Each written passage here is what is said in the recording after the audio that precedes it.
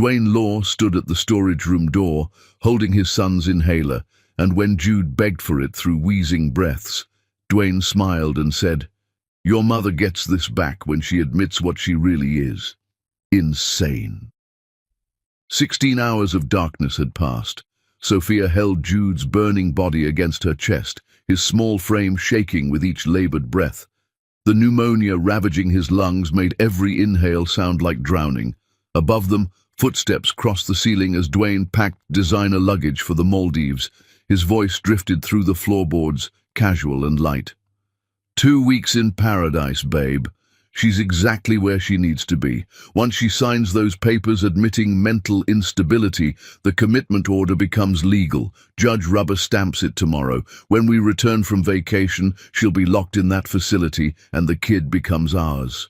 Sophia's hands trembled around the unsigned documents Dwayne had shoved under the door.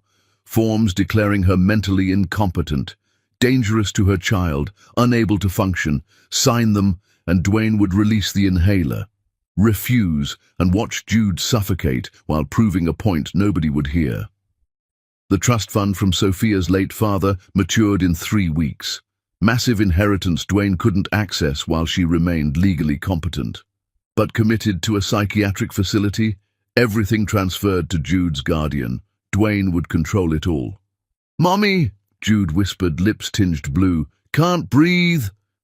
Sophia reached for the pen. The door exploded inward.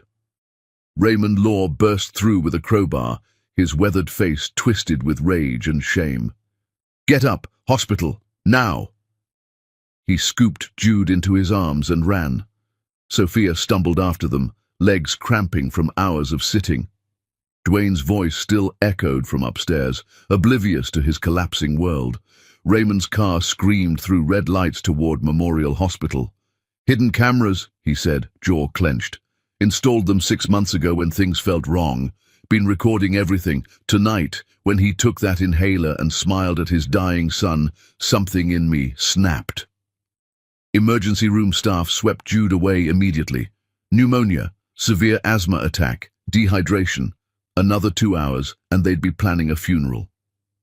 While doctors worked, Raymond spread documents across waiting room chairs.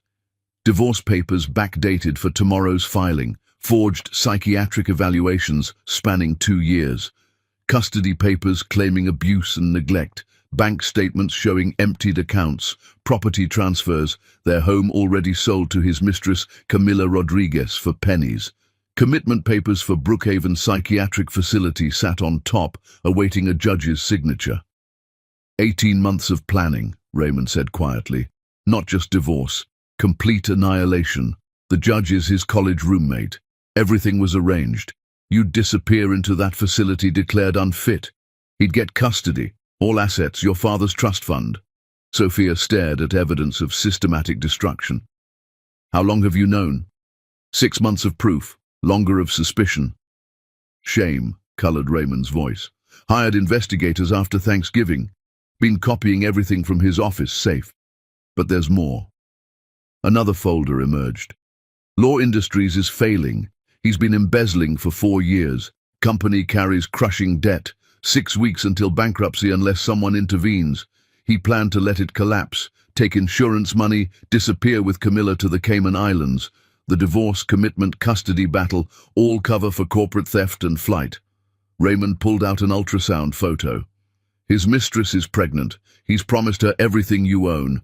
The house, money, Jude as their son, new family in paradise." Sophia looked at her sleeping child through the ICU window. 8 years ago, before marriage, before Dwayne convinced her to abandon her career, Sofia Vergara had been legendary. She'd transformed 3 dying companies into empires before age 30. Forbes had profiled her as the youngest woman positioned for Fortune leadership. Then Dwayne happened. Charming, persistent, convincing her motherhood mattered more than ambition. He'd spent 8 years isolating her from professional networks, from friends, from her own mother. Criticized her appearance until mirrors became enemies. Questioned her memory until she doubted her own thoughts. Made her small, invisible, controllable. His critical mistake, pushing too far. How long before he returns? Sophia asked, voice steel. 13 days. Sophia turned from the window and Raymond saw someone he'd forgotten existed. Not the diminished housewife Dwayne created, the warrior he'd buried. Then we have 13 days to ensure when Dwayne walks through that door, he won't recognize his life. Sophia's smile could cut glass. Before your son made the biggest mistake of his existence, I rebuilt empires from ashes. He spent 8 years trying to destroy me. Wrong choice. I'm returning, and I'm taking everything he thinks he owns. Raymond studied his daughter-in-law with dawning respect. What do you need? Everything. Every document, recording, piece of evidence. Then teach me law industries, because I'm not just divorcing your son. I'm taking his company, his money, his reputation, his future. I'm destroying him so completely he'll spend life watching from outside while I build empires from his failures. The mistress. The baby? Sophia's expression turned predatory. Let me handle Camilla. By the time Dwayne returns, his perfect new life will be as destroyed as everything else. He wanted to lock me away and forget I existed. Instead, he'll learn what happens when you cage a queen who remembers how to conquer. A doctor emerged. Mrs. Law, your son is stable. Pneumonia is serious, but we caught it in time. He'll recover fully. Sophia stood, and for the first time in 16 hours, oxygen filled her lungs completely. Jude would live. Dwayne was about to discover the woman he tried to bury was infinitely more dangerous than he'd imagined. Not because she wanted revenge, though she did, because she remembered exactly who she'd been before he'd made her forget. The woman who turned failing ventures into empires, who'd been offered CEO positions at major firms, who'd been profiled as unstoppable. That woman was back, and she was coming for everything. Chapter 2. The Resurrection. Sofia Vergara stood in Victor Zhang's office and said, I need everything required to annihilate a man who underestimated his wife. Victor had begged her not to marry Dwayne 9 years ago, warned her, been told to stop interfering. Now he understood why she'd been defensive. Systematic isolation happened gradually, invisibly, until you'd lost everything. Evidence spread across his mahogany desk told stories of psychological warfare that made Victor's blood freeze. Medical reports showed Dwayne had been drugging Sophia's morning coffee with sedatives for 2 years, making her appear unstable at gatherings, confused, forgetful. He'd coached Jude to say Mommy leaves stoves on, loses things, gets mixed up, staged incidents, moved keys, rearranged furniture, then claimed she was imagining changes. Classic gaslighting elevated to criminal evidence. The storage room? Victor asked. 16 hours. Jude needed his inhaler for pneumonia. Dwayne held it hostage until I signed papers declaring myself insane. Her voice stayed steady. Raymond broke down the door. 2 more hours and we'd have buried our son. Victor leaned back. Where's Jude now? Recovering at Raymond's with medical care, which gives me time to move. She opened her laptop. Law Industries appears valuable, but carries devastating debt from Dwayne's embezzlement and gambling. 6 weeks until bankruptcy without intervention. You want to own it? I want to control it. She displayed files Raymond had copied. Raymond owns minority shares, substantial but insufficient. Dwayne controls larger percentage. 4 board members split the remainder. They hate Dwayne but fear challenging him. Victor saw the strategy immediately. Buy them out. My father left a trust fund that matured yesterday, enough to purchase board shares. Combined with Raymond transferring his holdings, I'll have controlling interest. When Dwayne returns, he'll be minority shareholder in his own company. He'll fight. With what? Sophia's voice could freeze fire. I have embezzlement evidence spanning 4 years, video of him withholding Jude's medication, child endangerment, proof he planned my commitment using forged psychiatric evaluations, bank statements showing theft. He fights, I send him to prison, or he accepts divorce terms and keeps his worthless minority shares. Victor whistled low. You've become ruthless. I became a mother willing to do whatever protects her son from a man who watched him suffocate. Her eyes flashed. Ruthless is generous compared to what he deserves. What do you need? Substantial loan supplementing the trust fund.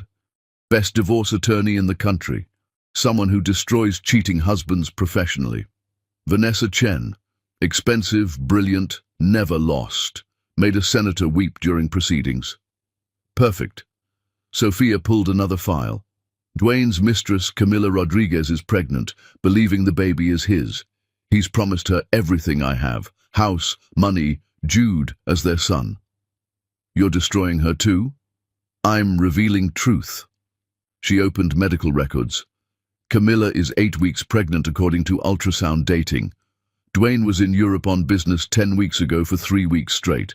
Unless he teleports, that baby belongs to someone else. Investigation shows Camilla is actually married, has been for 6 years, to wealthy David Chen in Chicago. Victor's eyebrows rose. Same last name as your divorce attorney. Cousins. Husband knows nothing about the affair or pregnancy, but he will. I'm ensuring Camilla's manipulation of Dwayne gets exposed the same day his life implodes. Cold. Camilla knew about Jude, knew Dwayne was married, helped plan destroying me so they could steal a child. She doesn't get sympathy, she gets consequences. Over 12 days, Sophia moved like controlled demolition. Vanessa Chen reviewed evidence and smiled like a predator. Easiest case of my career. Board members met Sophia individually. She showed embezzlement proof, explained restructuring vision, made offers, sell shares now for fair value, or watch bankruptcy wipe everything. All 4 sold immediately. Raymond transferred significant holdings to Sophia, bringing her to controlling interest. Paperwork was ironclad, reviewed by multiple attorneys, filed before Dwayne could know. Sophia filed for divorce first, attaching all evidence as public exhibits. Within hours, journalists were calling about embezzlement allegations against Law Industries' CEO. Emergency board meeting scheduled for Dwayne's return morning. Final piece required personal touch. Sophia contacted David Chen through his company's anonymous tip line, sent dates, locations, hotel receipts, ultrasound showing his wife pregnant with another man's child. Included Dwayne's contact information. David Chen wasn't forgiving. Day 12, Sophia stood in her new penthouse overlooking the city. Jude was safe at Raymond's. Divorce papers were filed. Law Industries stock had crashed after embezzlement news broke, making Dwayne's minority shares nearly worthless. Every piece positioned perfectly. Raymond called that evening. He lands tomorrow morning. Flight arrives early. Perfect. Board meeting is afternoon. That gives him time discovering his imploded life before I take the company. Are you sure? Once you destroy him, there's no reversal. He's still Jude's father. Sophia watched city lights below. Dwayne stopped being Jude's father when he held that inhaler and smiled. Tomorrow isn't revenge, it's justice, and maybe eventually, if he does genuine work, becoming someone different, there's a path back. But first, he needs losing everything, needs understanding what he did, needs hitting absolute bottom. Only then can he possibly become who he should have been. And if he doesn't change, then Jude grows up knowing his mother was strong enough protecting him from monsters, even when monsters wore his father's face. Next morning, Sophia dressed in a power suit costing more than most monthly rents. She arrived at Law Industries hours early, sat behind what had been Dwayne's desk, prepared to take what had been Dwayne's company. Her phone buzzed. Vanessa Chen. He landed, tried credit cards, frozen, tried house key, locks changed, heading to office. This will be beautiful. Sophia set her phone down and smiled. Let the reckoning begin. Chapter 3. The Fall. Dwayne Law walked into what he thought was his office and found his wife behind his desk, and when he demanded explanations, Sophia smiled and said, "Taking everything you thought you owned." The elevator opened, revealing Dwayne tanned from 2 Maldives weeks, expensive luggage in hand, designer sunglasses pushed up. Camila Rodriguez stood beside him, hand resting on her barely visible pregnant belly, both laughing about something. Laughter died when they saw the security guard waiting. Mr. Law, you need checking in with Mrs. Law on the executive floor before proceeding. Dwayne's face shifted from confusion to irritation. Mrs. Law? Sophia's here? For what? The guard's expression remained neutral. You need checking in with her, sir. Camilla squeezed his arm. What's happening? You said everything was arranged. You said Sophia would be committed and we'd have everything when you returned. Dwayne's confusion deepened into unease. He pulled out his phone, saw hundreds of missed calls, dozens of voicemails, texts from unknown numbers. His hands shook, scrolling through news alerts. Law Industries CEO accused of embezzlement. Corporate fraud investigation launched. Stock price crashes amid scandal. He pushed past security, jabbed the executive floor button. Camilla followed, excitement shifting to concern. The doors opened into transformed space. Different furniture, new artwork. Even the smell changed. Sophia's perfume replacing his cologne.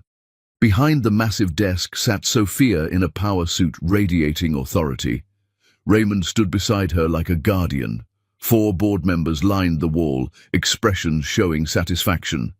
Hello, darling, Sophia said, honey, sweet and venomous. Welcome home. We need to discuss your employment status. Congratulations on the baby, Camilla. Hope you liked the gift basket I sent to your apartment.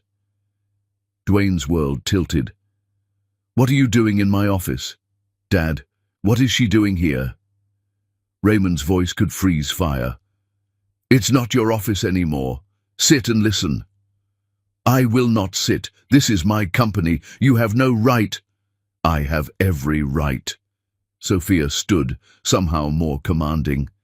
As of 13 days ago, I own controlling interest in Law Industries. Raymond transferred shares. Board members sold theirs. You now own minority shares worth almost nothing because I leaked the embezzlement scandal and stock crashed. So yes, darling, I have every right. This is my company now.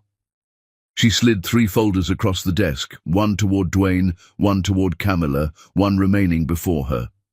First folder for you, Dwayne. Divorce papers, I filed 2 weeks ago. Inside, video footage of you withholding Jude's medication while he suffocated. Audio recordings of you planning my commitment using forged psychiatric evaluations, embezzlement proof spanning 4 years, affair proof with Camilla, bank statements showing you emptied shared accounts. Property transfer showing you sold the house to your mistress for nothing. I have sole custody. You'll be lucky getting supervised visitation. Dwayne's face went white, then red, then purple. You can't do this. Those recordings are illegal. Raymond installed security cameras in his own son's house after suspecting abuse, Sophia said calmly. Perfectly legal. Recordings authenticated by 3 independent experts. The district attorney reviewed everything, considering criminal charges for child endangerment and fraud. She opened the second folder. This one for you, Dwayne. As of this morning, you're terminated as CEO of Law Industries for gross misconduct, embezzlement, and mismanagement. Security will escort you from the building. Your minority shares are your only remaining asset, worth almost nothing. Law Industries is currently valued at a fraction of what it should be, thanks to your theft and scandal. Dwayne looked at his father. Dad, you can't allow this. She's insane, just like I told you. This proves it. Raymond stood, voice shaking with fury. What this proves is you withheld medication from my grandson and watched him almost die. What this proves is you tried having Sophia committed to steal her inheritance. What this proves is you've been stealing from the company I built for 4 years, funding gambling and mistresses. Security isn't escorting you because of Sophia. Security is escorting you because I requested it. Sophia picked up the third folder, walked around the desk, handed it directly to Camilla. And this one for you, sweetheart. See, I've been investigating. Your name isn't Camila Rodriguez, is it? It's Camilla Chen. You've been married 6 years to David Chen, very wealthy man in Chicago. David had no idea you were in a relationship with Dwayne, no idea you were pregnant, until I sent him copies of everything. Camilla's face drained of color. You did what? I sent your husband everything. Hotel receipts, text messages, photos. He should be filing for divorce right about now. Sophia opened the folder, revealing medical records. But here's the interesting part, Camilla. You told Dwayne this baby is his, didn't you? Said you were 8 weeks along, which would make conception around when you and Dwayne were together. It is his baby, Camilla shrieked. Sophia smiled coldly. Except Dwayne was in Europe on business 10 weeks ago, gone for 3 weeks straight. I checked dates very carefully. Unless Dwayne can teleport, he wasn't even in the country when this baby was conceived, which means it's your husband's baby, which means you've been lying to Dwayne about being pregnant with his child to manipulate him into leaving me. Dwayne turned, staring at Camilla, expression shifting from confusion to horror to something else, recognition. You lied, he said slowly. You manipulated me. Used me for money you thought I had. The baby is David's. And you were going to pass it off as mine so I'd support you. Camilla's face twisted. You lied too. You said you were rich. You said once we got rid of your wife, we'd have everything. You said the company was worth millions. You're just as much fraud as I am. Dwayne stared at her, and for the first time since entering this office, something like clarity crossed his face. You're right. We're exactly the same. Both of us used people. Both of us lied and manipulated to get what we wanted. Both of us saw other humans as obstacles or assets instead of people. He turned to Sophia. That's who I was. That's the man standing next to her right now. Someone who'd destroy a child's life for money. Someone who'd use pregnancy as leverage. Someone who'd collaborate to steal someone else's son. He looked back at Camilla with disgust. Get out, not because you lied, because looking at you is like looking in a mirror, and I can't stand what I see. Camilla's face went pale. Dwayne! Did you know? His voice was steel. About the storage room. About me locking Jude there without his inhaler while he suffocated. Her silence was answer enough. Then we're done. You helped me torture a child, and I helped you betray your husband. We're both monsters, Camilla. Difference is I'm trying to stop being one. You should probably start. Camilla fled for the elevator, sobbing. Sophia watched Dwayne carefully. That moment of self-recognition, of seeing his own cruelty reflected in someone else and rejecting it, that was different. That was something the old Dwayne never could have done. Dwayne stood frozen, his entire world collapsing. Dad, please, you have to believe me. I was going to, it wasn't. I never meant for Jude to. You smiled, Raymond said, voice breaking. On the security footage, when Jude begged for his inhaler, you smiled. That's when I knew. My son died somewhere along the way and a monster took his place. Sophia returned to the desk, pulled out one final document. I could file criminal charges right now, Dwayne. Child endangerment, fraud, embezzlement. You'd go to prison for years, but I'm offering you a choice. Sign away all parental rights to Jude. Accept whatever I offer in divorce settlement, which will be almost nothing. Keep your minority shares as your only asset, and I won't press charges. You walk away with your freedom and a chance to rebuild your life, or you fight and I destroy you completely. You have 48 hours to decide. Dwayne's voice came out strangled. You can't take my son, you can't. You watched him suffocate. Sophia's control cracked, voice rising. You held his medication and used it as a weapon. You don't get to keep him. You're lucky I'm even giving you the option to stay out of prison. Security appeared at the door. 2 large men in uniform stood waiting. Escort Mr. Law from the building, Raymond said quietly. Make sure he takes personal belongings and nothing else. If he resists, call the police. Dwayne looked around, at board members who wouldn't meet his eyes, at his father who looked at him with disgust, at his wife who'd just taken everything he thought he owned. This isn't over, Sophia. You're going to regret this. You're crazy. Everyone will see you're crazy, just like I told them. Sophia's voice was ice.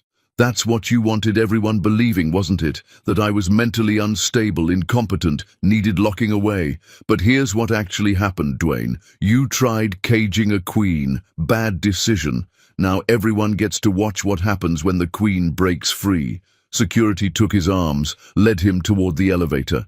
His protests and threats echoed through halls as they dragged him from the building that had been his birthright and identity. Raymond walked to the windows, stared out at the city. He'll break. Completely. Everything he built his identity around is gone. That's what happens when you build identity on cruelty and theft, Sophia said quietly. What if he doesn't sign? What if he fights? Then I send him to prison and he loses Jude anyway. Either way, he loses. The only choice he has is whether he keeps his freedom. That night, hospital called. Dwayne brought in for panic attack. He was coming apart. Jude asked Sophia, "Mummy, is Daddy ever coming home?" Sophia realized destroying Dwayne meant Jude loses his father. She had power to crush him completely, but what would that cost her son? Chapter 4. The Choice. Dwayne Law signed divorce papers that would end his life as he knew it, and when his lawyer asked if he'd fight, Dwayne laughed bitterly and said, "Fight with what? She took everything, including my will, to pretend I'm innocent." The apartment sat in a neighborhood Dwayne had driven through countless times without seeing. Cheap construction, thin walls, neighbors shouting at all hours, thrift store furniture because bank accounts were frozen pending divorce settlement, one bedroom, one bathroom, kitchen where the refrigerator hummed like dying. Rock bottom. Dwayne signed papers on the second day. No choice.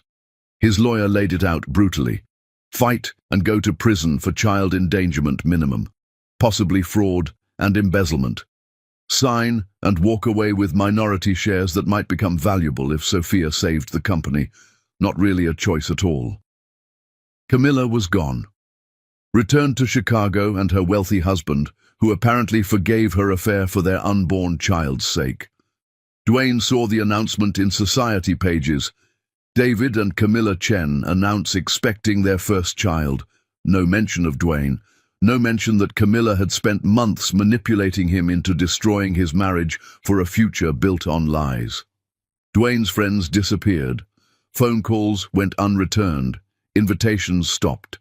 The embezzlement scandal had covered business news, and nobody wanted association with a disgraced former CEO who'd stolen from his own company. Job search was humiliating. Every interview ended identically. The interviewer would Google Dwayne's name, see scandal articles, suddenly remember they had another preferred candidate.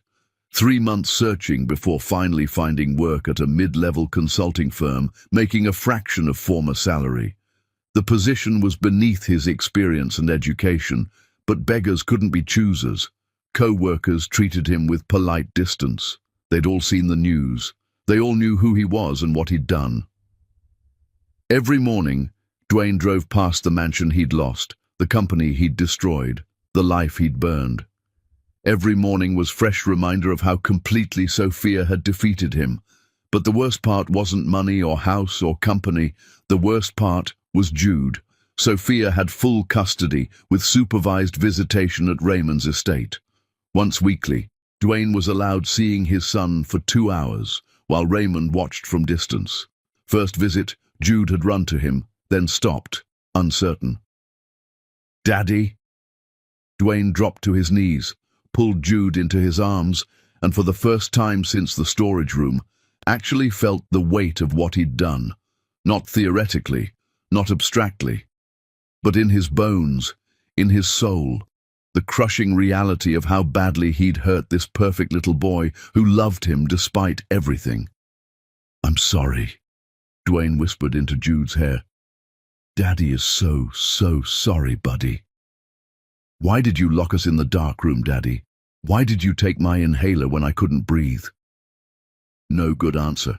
No excuse that wouldn't sound monstrous. So Dwayne told truth. "Because Daddy was sick in his head, Jude. Because Daddy was more worried about money and himself than about you and Mommy. Because Daddy made terrible choices and hurt the people he should have been protecting. And Daddy is so sorry. You deserved a better father than what I was. Can you be better now?" That question haunted Dwayne for 3 months. Could he be better?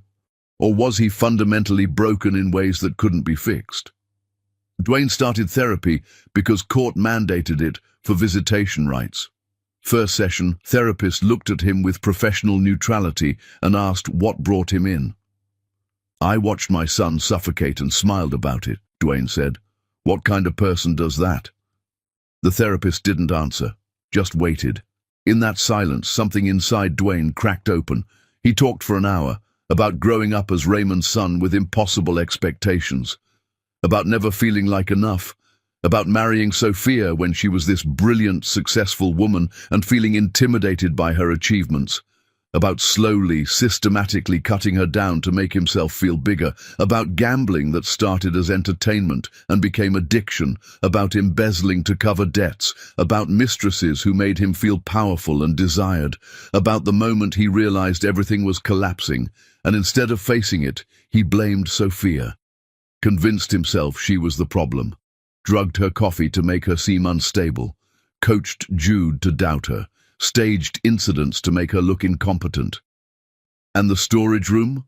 the therapist asked. "I thought if I could break her completely, force her to admit she was crazy, then commitment papers would stick. Then I could have her locked away, take everything she owned, marry Camilla, and nobody would question it. Everyone would believe Sophia had simply lost her mind, and it was tragic but necessary." Dwayne stared at his hands. "I held that inhaler and watched Jude's lips turn blue, and all I could think about was getting Sophia to sign those papers. My son was dying and I was thinking about paperwork." "Do you understand why that was wrong?" "I understand it was evil. I understand it was monstrous.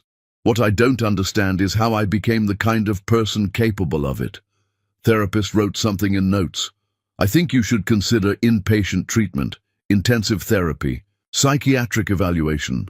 What you did wasn't just criminal.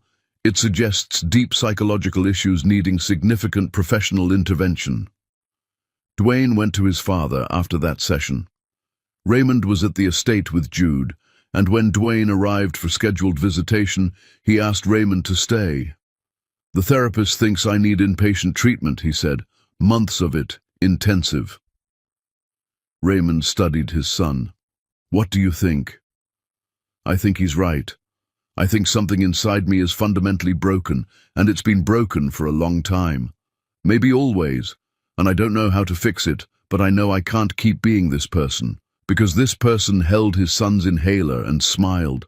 This person tried to lock his wife in an asylum to steal her money. This person destroyed everything he touched." Dwayne's voice broke. "I don't want to be this person anymore, Dad, but I don't know how to be anyone else." Raymond was quiet for a long time. Then, "There's a facility upstate. Very expensive, very intensive. They specialize in personality disorders and addiction. If you're serious about getting help, I'll pay for it." "Why would you do that? After everything?" "Because you're still my son. Because even though what you did was unforgivable, I have to believe people can change or there's no point to anything. And because Jude deserves a father who's tried everything possible to become worthy of him." Raymond paused. "But I need to be clear. This doesn't erase what you did. You don't get forgiveness just because you go to therapy. You have to do the work, real, painful work, for months, maybe years. And even then, Sophia may never take you back. Jude may never fully trust you again. You might do everything right and still lose them forever. Can you live with that?" Dwayne thought about Jude asking, "Can you be better now?" He thought about Sophia sitting behind what had been his desk, transformed into someone powerful and untouchable. He thought about the man he'd been and the monster he'd become. "I don't know if I can live with that," Dwayne admitted, "but I know I can't live with who I am right now. So yeah, I'll go. I'll do whatever it takes, not because I think I deserve a second chance, but because Jude deserves to know his father tried." Raymond nodded slowly. "I'll make the arrangements." Sophia heard about the inpatient treatment from Raymond during one of their weekly meetings about law industries. The company was being restructured, debt was being paid down, new contracts were being signed. Under Sophia's leadership, law industries was becoming what it should have always been. "He's going to a facility upstate," Raymond said. "Intensive therapy, months of it." "Good," Sophia said without looking up from the contract she was reviewing. "Maybe they can fix whatever's broken in him." "Do you hate him?" Sophia set down her pen and looked at Raymond. "No. Hate requires energy, and I don't have energy to waste on Dwayne right now. I'm too busy saving this company and raising Jude and building a life that doesn't include room for the man who tried destroying me." "Does Dwayne deserve a chance to get better?" "Yes, Because Jude deserves a father who's tried. Does that mean I have to participate in his redemption? No. That's his journey, and he has to walk it alone. What if he does change? What if he comes out of treatment genuinely different? Sophia thought about it for a long moment. Then I'll decide whether different is enough. But that's a decision for future me to make. Present me as focused on making sure if Dwayne never changes, it doesn't matter. Jude will still have a good life. I will still have success and security. The empire I'm building doesn't require Dwayne's participation. That's very rational. Rationality is all I have left. Dwayne took everything else, including my ability to trust my own emotions when it comes to him. So I'm trusting logic instead. And logic says, protect Jude, build the company, move forward. Everything else is secondary. But that night, alone in her penthouse, Sophia allowed herself to feel what she couldn't feel during the day. She missed the man she'd thought Dwayne was when they first married. The charming, attentive man who'd made her feel special and loved. She mourned the family they could have been if Dwayne had been different, better, genuine. But she didn't miss Dwayne himself, the real Dwayne, the one who'd systematically destroyed her confidence, isolated her from friends, gaslit her into questioning her own sanity, and ultimately watched their son suffocate because paperwork mattered more than life. That Dwayne didn't deserve to be missed. Jude was the complication in all of it. He asked about Daddy every day, cried sometimes at night for the father he remembered from before everything fell apart. Sophia did her best to explain in ways a 7-year-old could understand. Daddy made very bad choices that hurt people, Sophia told Jude one night when he was crying. When grown-ups make bad choices, there are consequences. Daddy is learning about consequences right now, but that doesn't mean Daddy doesn't love you. Sometimes love isn't enough when people hurt each other too badly. Can love be enough again later? Maybe, baby. Maybe if Daddy works really, really hard to become better. But it takes a very long time, and I can't promise it will happen. What I can promise is that no matter what happens with Daddy, you will always be loved and safe. Mommy will make sure of it. Are you sad, Mommy? Sophia wiped away tears she didn't realize were falling. Yes, baby. Mommy is sad. Sad about what happened, sad about what Daddy did, sad about how everything fell apart. But you know what else Mommy is? Mommy is strong, and Mommy is going to keep being strong until the sad parts get smaller. Can I be strong too? Sophia pulled Jude close. You already are, sweet boy. You already are. 3 months after the storage room, Sophia stood on the roof of Law Industries headquarters, looking out at the city she was conquering. The company was thriving. Stock price was recovering. Business publications were calling her a genius and a phoenix rising from ashes. Somewhere upstate, Dwayne was in a therapy session, probably crying about the life he'd lost and the son he'd hurt. Sophia hoped he'd changed. For Jude's sake, she genuinely hoped Dwayne did the work and became someone worthy of being a father.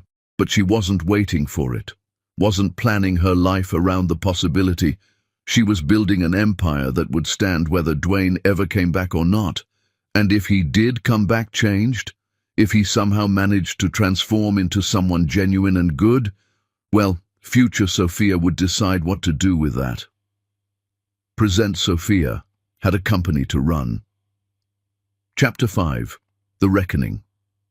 Sophia Vergara sat across from her son's school counselor, looking at a drawing of a boy torn in half, and when the counselor asked what she planned to do, Sophia finally admitted, maybe being right isn't the same as making things better.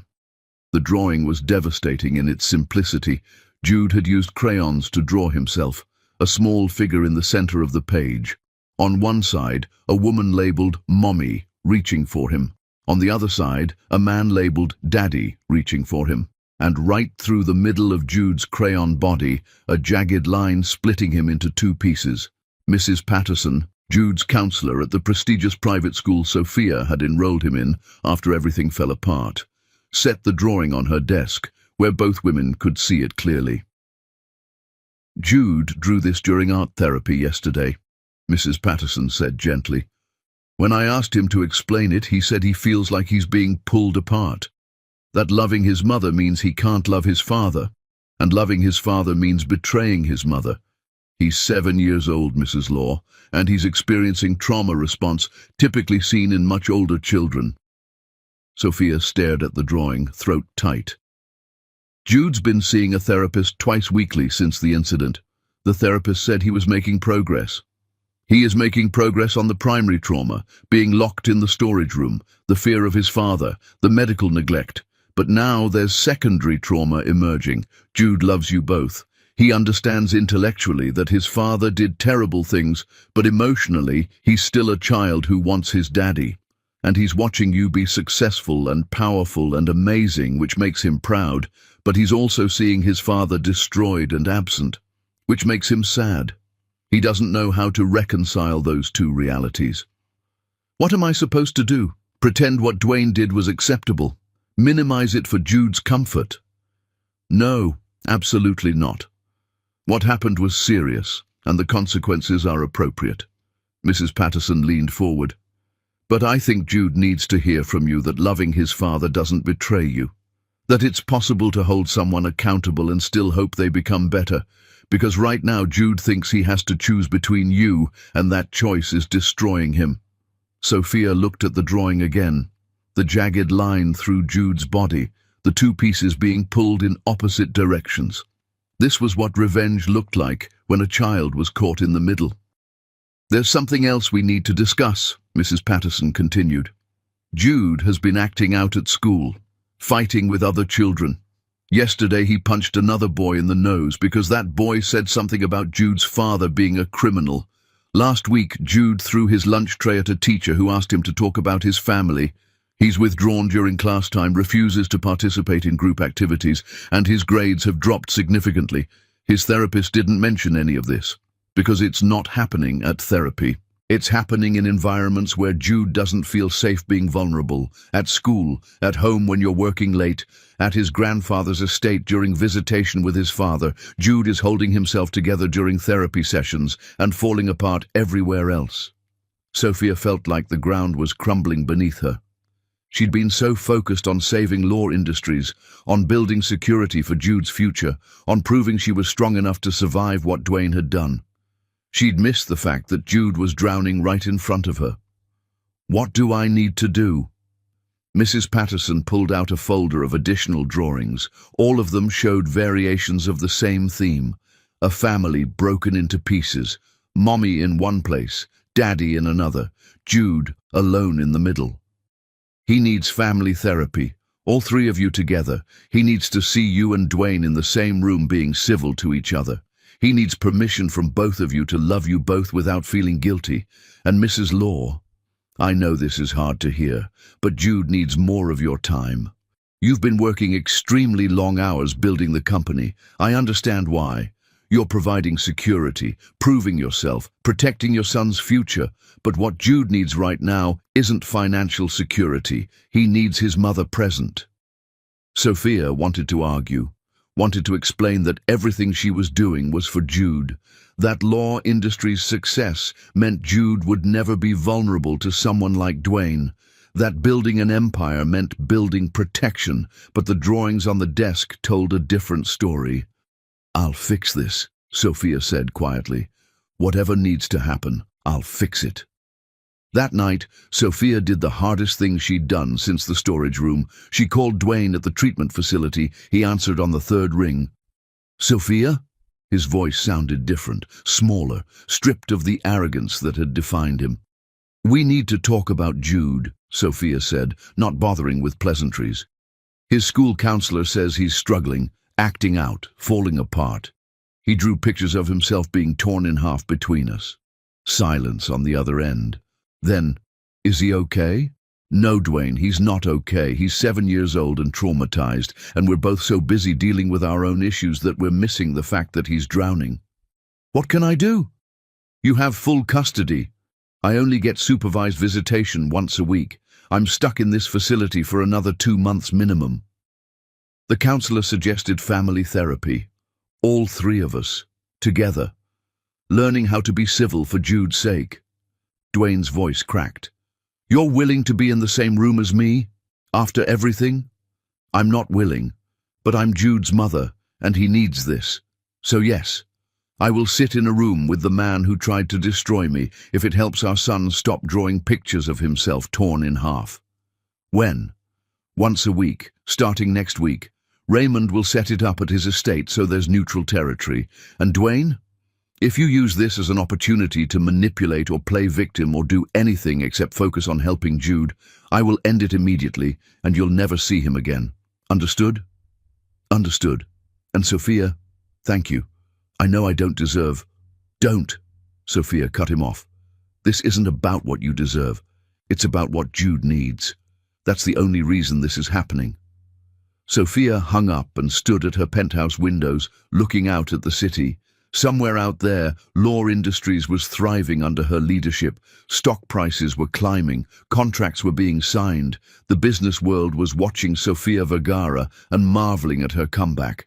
But in a prestigious private school, a 7-year-old boy was punching classmates and throwing lunch trays because his world had been shattered, and no amount of corporate success could fix that. The first family therapy session was brutal. The therapist, Dr. Reynolds, was a specialist in childhood trauma and family systems. She had kind eyes, but a firm demeanor that made it clear she wouldn't tolerate dysfunction. Jude sat between Sophia and Dwayne on a couch, small and tense. Sophia sat on the far end, her posture perfect, her expression carefully neutral. Dwayne sat on the other end, looking like he'd aged years in months. He was thinner, paler, his expensive suits replaced with simple clothes. Most striking was his posture, hunched, defeated, nothing like the arrogant man who'd locked them in that storage room. "Thank you all for coming," Dr. Reynolds said.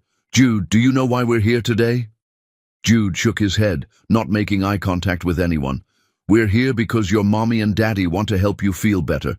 They know you've been sad and angry, and they want to understand how to make things easier for you. Does that sound okay?" Jude shrugged. "Can you tell us about the pictures you drew at school? The ones where you're in the middle being pulled apart?" Jude's lip quivered. "I don't want to talk about it." "That's okay. How about I tell them and you can nod if I get it right?" Dr. Reynolds waited for Jude's slight nod. Jude feels like he has to choose between loving his mommy and loving his daddy. He thinks if he loves his mommy, that means he can't love his daddy because of the bad things daddy did. And he thinks if he loves his daddy, that means he's betraying his mommy who got hurt. So Jude feels stuck in the middle, being torn in two. Is that right? Jude nodded, tears streaming down his face.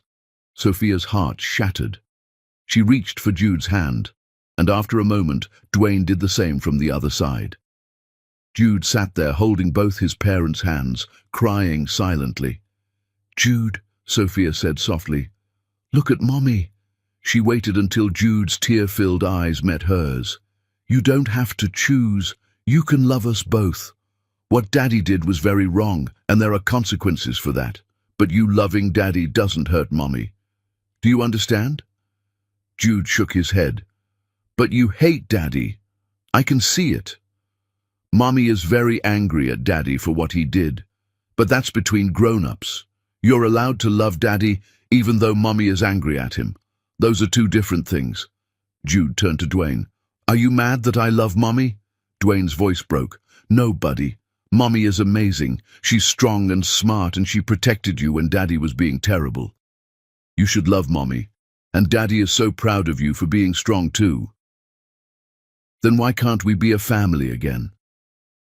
Jude's question was so simple, so heartbreaking. Dr. Reynolds stepped in gently. "Because sometimes when grown-ups hurt each other very badly, they can't live together anymore. That doesn't mean they stop being your parents. It doesn't mean they don't both love you. It just means the family looks different than it used to. Can it look the same again if Daddy gets better?" That was the question, wasn't it?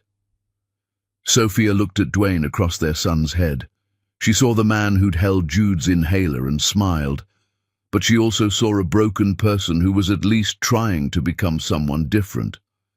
"Maybe," Sophia said carefully, "but that would take a very long time and a lot of work from Daddy to prove he's changed.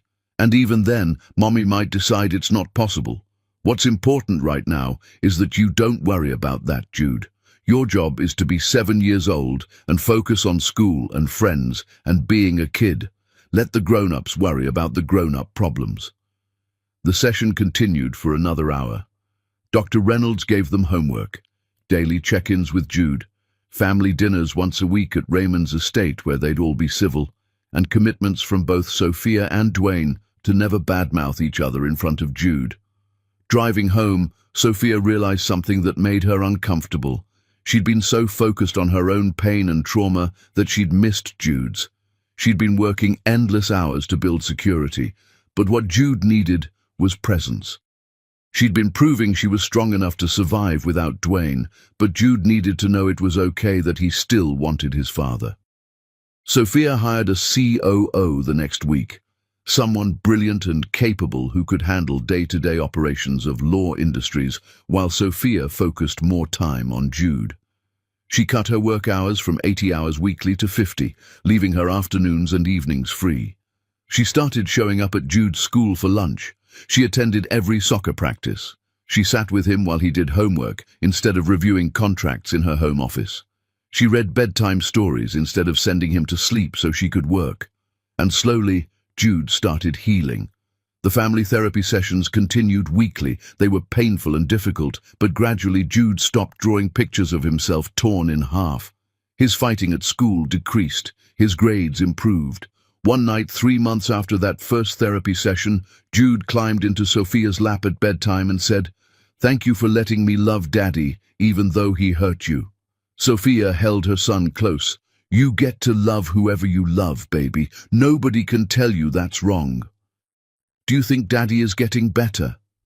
Sophia thought about the therapy sessions, about Dwayne showing up consistently, doing the work, never making excuses, about how he'd apologized to Jude without trying to minimize what he'd done, about how he supported Sophia's decisions even when they were clearly painful for him. "I think Daddy is trying," she said honestly. "Whether that's enough remains to be seen." That night, after Jude was asleep, Sophia stood in her home office looking at photos from before everything fell apart. Her wedding day, Jude's birth, family vacations, all the moments that had felt real at the time but turned out to be built on lies and manipulation.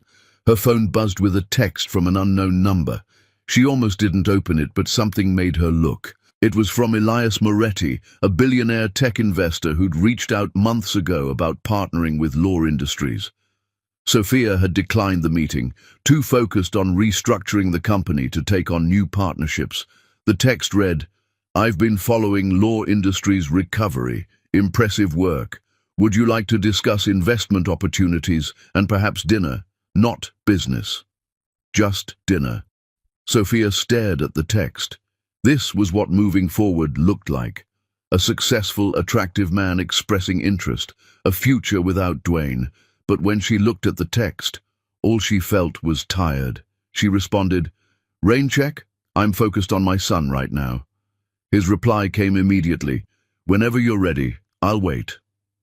Sophia set the phone down and returned to the photos. She wasn't ready to move forward into something new, but she also wasn't sure if she was holding space for Dwayne to come back or just wasn't ready to let go of the past. Either way, the decision didn't need to be made tonight. Tonight, she just needed to be Jude's mother. Everything else could wait. Chapter 6. The Transformation. Dwayne Law stood in Raymond's estate living room watching his son play in the yard, and when Raymond asked if he'd really changed, Dwayne said quietly, "Ask her in 6 months, and if she says yes, then maybe it's real." The intensive treatment facility had stripped Dwayne down to his foundation and forced him to examine every broken piece. 5 months of daily therapy, group sessions, psychiatric evaluation, and brutal self-reflection. The diagnosis had been complicated: narcissistic personality traits, gambling addiction, generalized anxiety disorder, and depression that had gone untreated for years. The psychiatrist had been blunt. "You built your entire identity around being better than everyone else. Smarter, more successful, more powerful. When your wife was more brilliant than you, instead of celebrating her, you systematically destroyed her to protect your fragile ego. That's not love, Mr. Law. That's abuse, born from deep insecurity. Dwayne had wanted to argue, wanted to defend himself, but the video footage of the storage room played on a loop in his mind.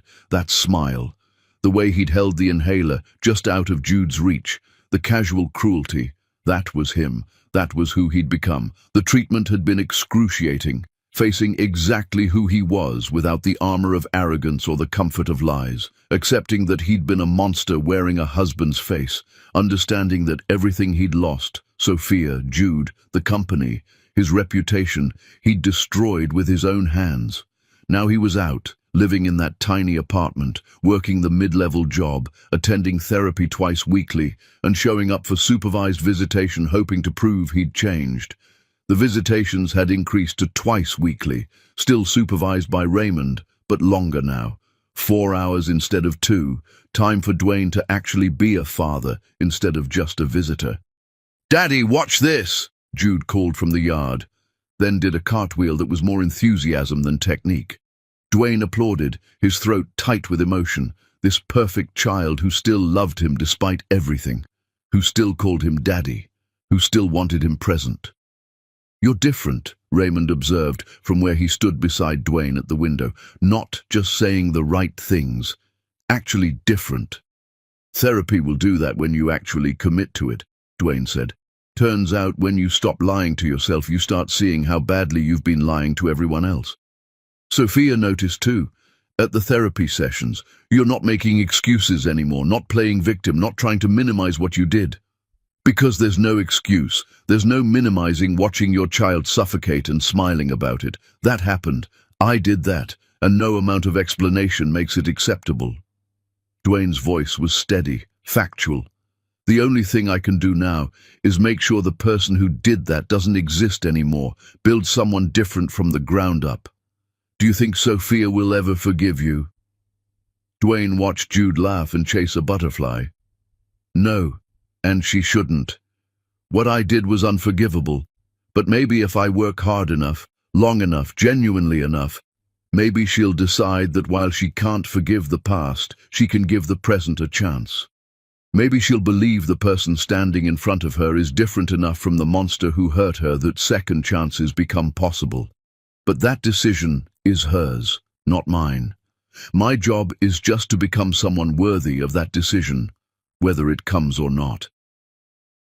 The family therapy sessions had become less tense over the months.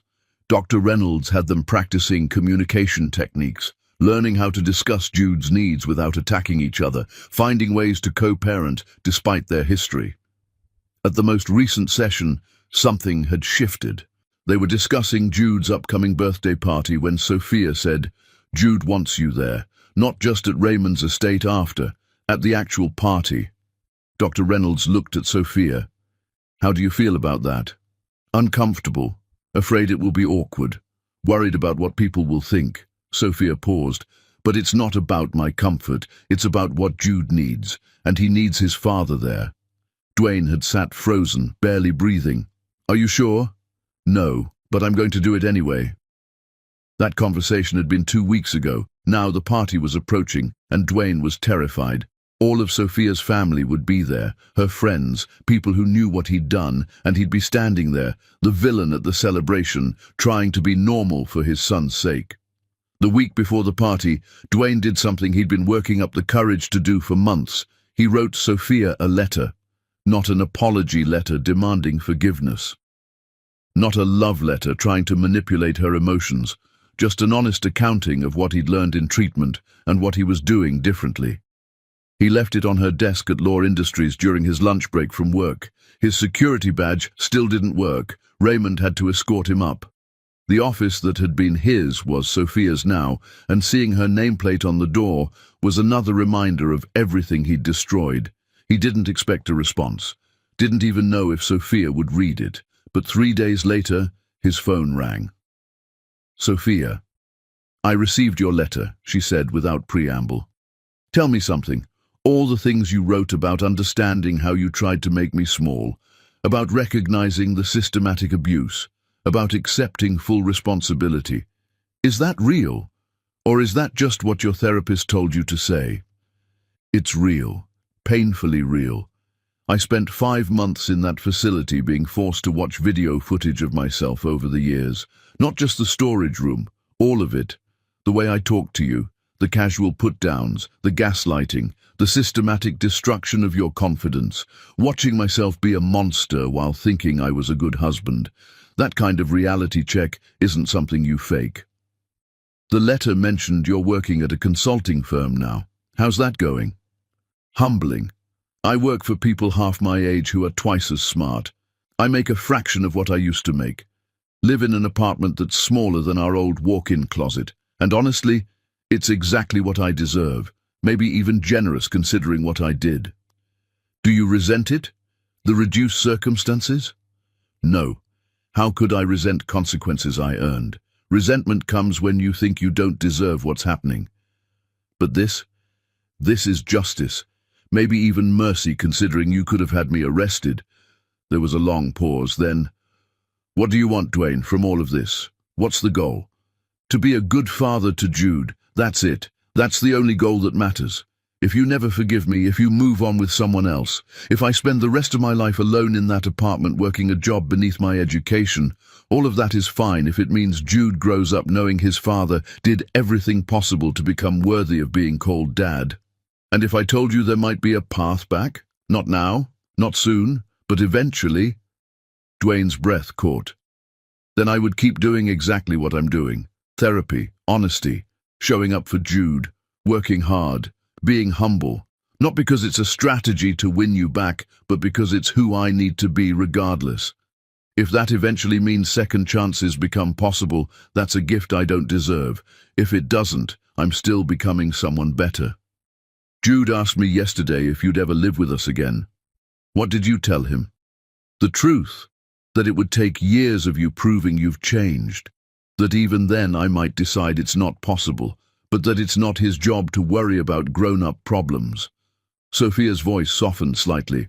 But you should know, I'm watching. Every therapy session, every visitation, every choice you make. I'm watching to see if this change is real or just another manipulation. What's the verdict so far? Undecided. Ask me in another 6 months.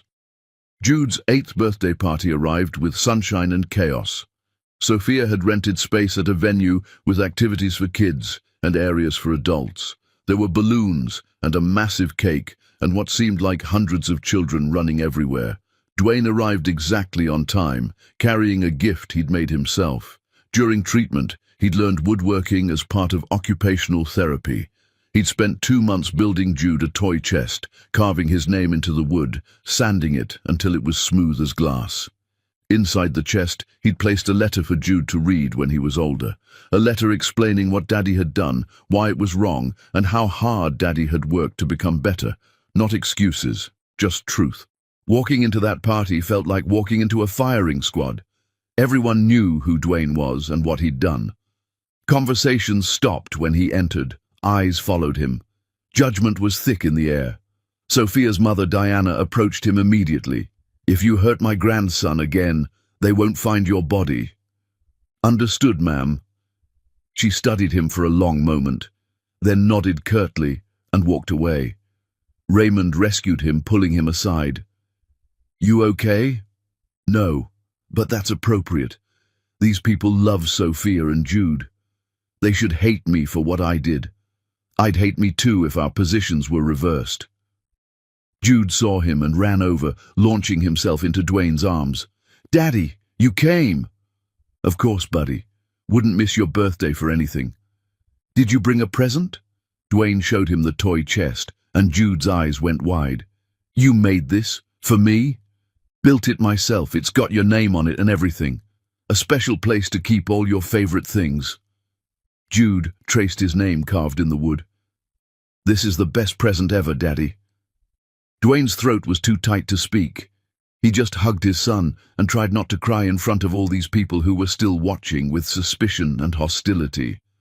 Sophia approached carefully. She looked beautiful in a casual dress, her hair pulled back, smiling at something another parent had said. When she saw Dwayne with Jude, something flickered across her face too fast to interpret. "Nice gift," she said neutrally. "Thanks. Learned woodworking at the facility. They teach that in treatment. Occupational therapy. Helps with focus and building something with your hands. Metaphor for rebuilding yourself, probably." Dwayne set Jude down so he could run back to his friends. "Thank you for letting me be here. It's for Jude." "I know, still. Thank you." They stood there awkwardly while chaos swirled around them. Children screaming with joy, parents chatting, music playing, the normal life of a child's birthday party. "You look good," Sophia said suddenly. "Healthier than before." "Sober living and therapy will do that. Lost weight, sleeping better. Turns out when you stop lying to everyone, including yourself, stress levels drop significantly." "Are you happy? In that tiny apartment, working that job, living that life?" Dwayne considered the question honestly. "No, but I'm content in ways I never was when I had everything. There's peace in accepting you deserve exactly what you got. No resentment, no bitterness, just acknowledgement that this is earned consequence. And someday maybe the work will lead to something better. But if it doesn't, that's okay too." Sophia was quiet for a moment then. "The woman you tried to destroy," she would have been impressed by that answer. "The woman you actually destroyed. She's still deciding if she believes it." "That's fair." Sophia walked away to attend to other guests, leaving Dwayne alone again. But it felt different than isolation. It felt like progress. Like maybe, slowly, trust was being rebuilt one conversation at a time. The party continued for hours. Dwayne stayed in the background, not trying to insert himself into Sophia's world, just being present for Jude when Jude wanted him, helping clean up, being useful without demanding acknowledgement. As guests were leaving, Raymond pulled Dwayne aside. "You did good today. Didn't push. Didn't demand attention. Just showed up and supported Jude. That's the only job that matters." Sophia noticed. "She was watching you all day." And she didn't look angry. For the first time since this started, she looked at you and didn't look angry. "That's progress, son. Don't waste it." Driving home to his tiny apartment, Dwayne thought about progress, about the slow rebuilding of trust, about the long road between being a monster and being a man worthy of second chances. He was 6 months into that road, maybe years left to travel, but for the first time since the storage room, he had hope that the destination might be achievable. Not forgiveness, not absolution, but maybe, eventually, a chance to be part of his son's life in meaningful ways. And if Sophia ever decided that chance could extend to her, that would be a gift Dwayne would spend the rest of his life proving he deserved. Chapter 7. The Test. Sophia Vergara made a decision that shocked everyone who knew her, and when Raymond asked if she'd lost her mind, Sophia said firmly, "No, but it's time to see if Dwayne has found his." Law Industries was thriving. 10 months after Sophia had taken control, the company had not only recovered, but was exceeding all previous performance records. Debt was paid down. New contracts were flowing in. The stock price had climbed steadily. Business publications were running feature stories about Sophia's transformation from housewife to corporate powerhouse. But the most shocking headline came when Sophia called a board meeting and made an announcement nobody expected. "I'm hiring a new entry-level analyst," she said to the 4 board members and Raymond. "Starting salary is modest. He'll report to the COO. No special privileges or considerations. He'll be evaluated purely on performance like any other employee." The board members looked confused until Sophia added, "The new hire is Dwayne Law." The room exploded. "You can't be serious." One board member stood. "He embezzled from this company. And he'll be working here under my leadership to earn back what he stole through labor instead of sitting in prison," Sophia said calmly. "I've calculated that if Dwayne works entry level for the next several years at current salary, the value of his labor will approximately equal what he stole. Call it restitution through service." "But why?" Raymond asked quietly. "Why bring him here where you have to see him every day?" Because I need to see if his change is real or just performance for therapy sessions and visitation. I need to see if Dwayne can handle me being his boss, if his ego can survive working at the company he used to run while I sit in the executive suite, if he can support my decisions even when they negatively impact him. This is the test, Raymond. If Dwayne passes, then maybe, second chances become possible. If he fails, at least I'll know I tried everything. The vote was contentious, but Sophia's controlling interest meant her decision stood. Dwayne started the following Monday. His first day was brutal. He showed up wearing clothes from discount stores, all he could afford on his current salary and savings for child support. He was given a cubicle in the analytics department surrounded by people half his age who'd all seen the news about what he'd done. His supervisor was a woman named Jessica Chen, 26 years old, brilliant with data analysis, and not impressed by former CEOs who destroyed their own companies.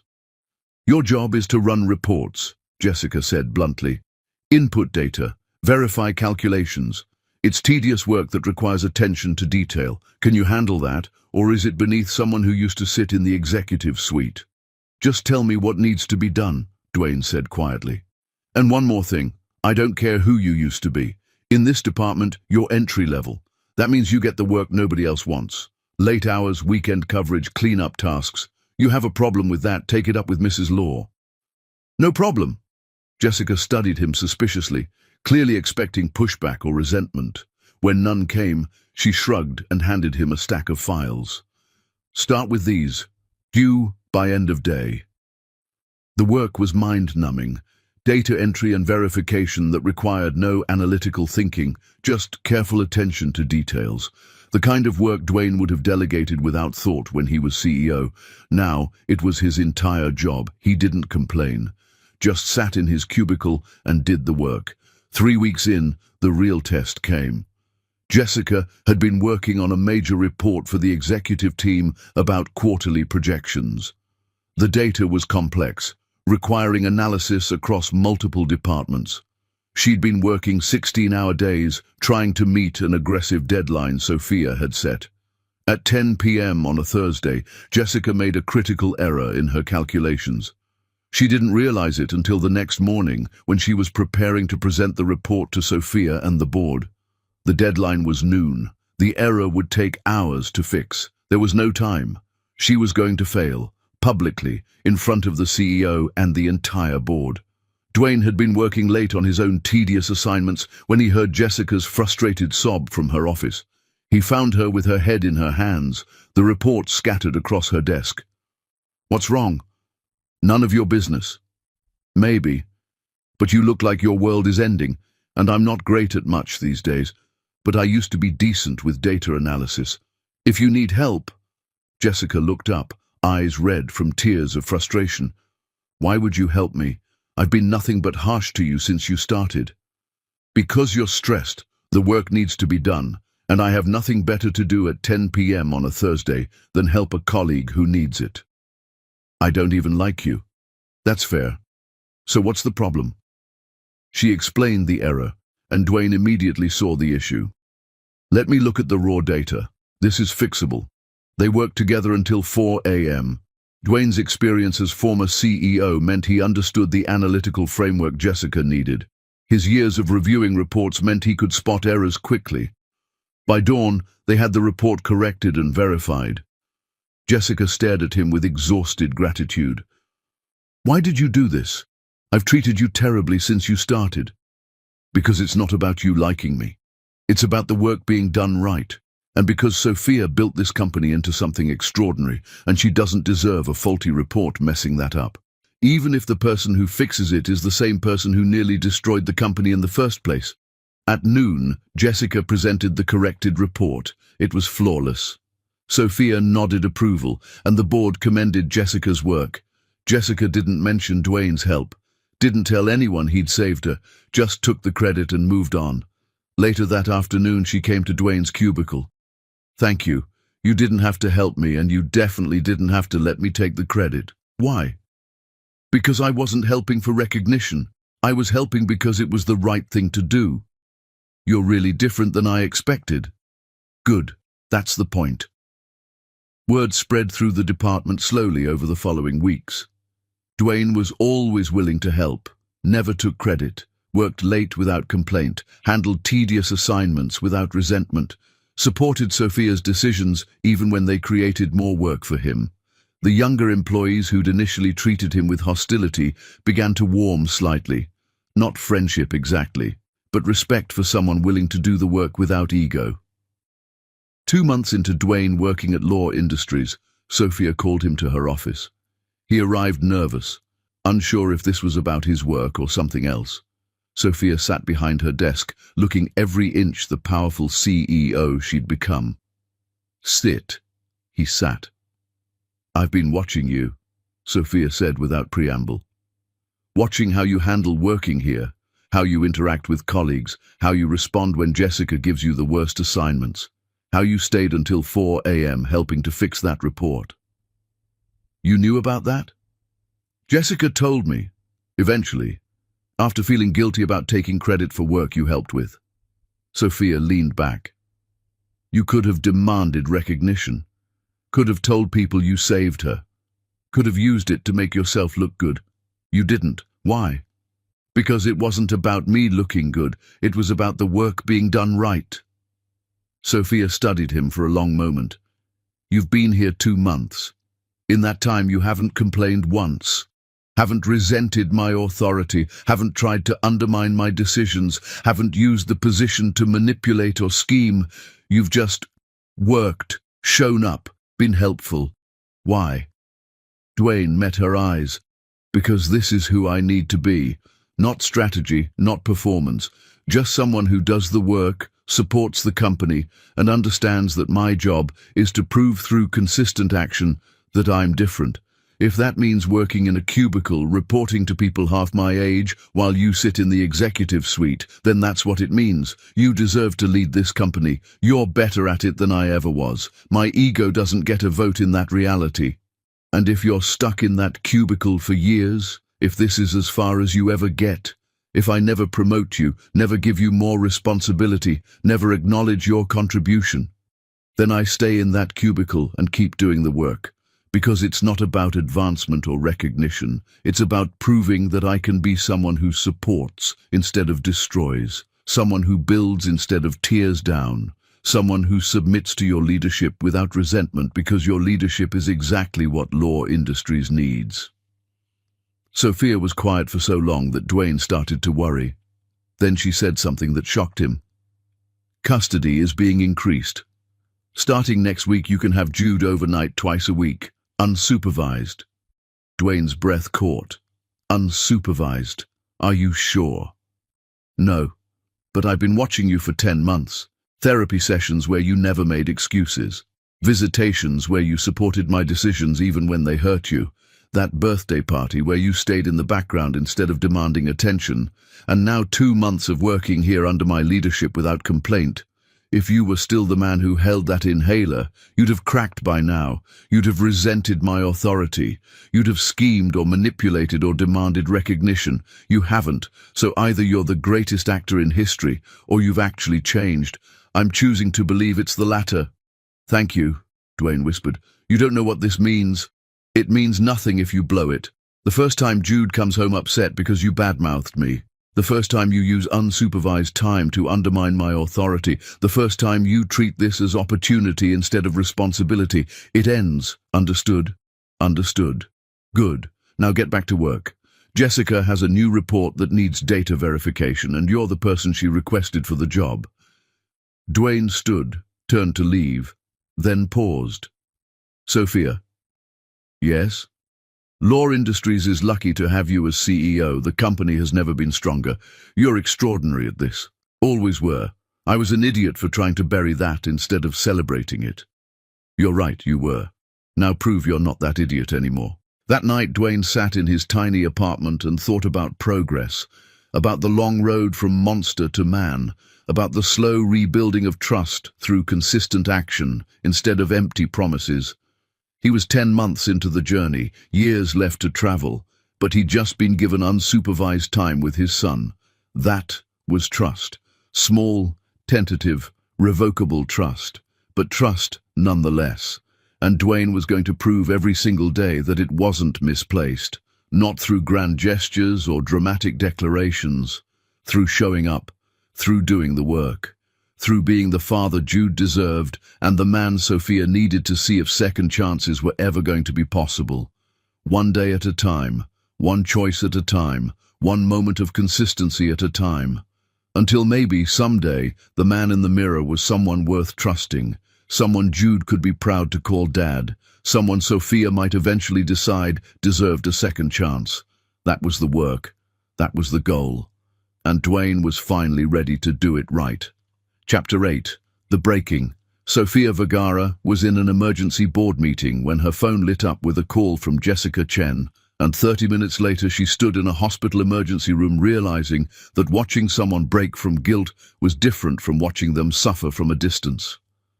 The board meeting had been intense. Law Industries was finalizing a major international expansion. Sophia was presenting quarterly projections when her phone rang. She almost ignored it, but the caller ID showed Jessica from Analytics. "Mrs. Law, it's an emergency. Dwayne collapsed."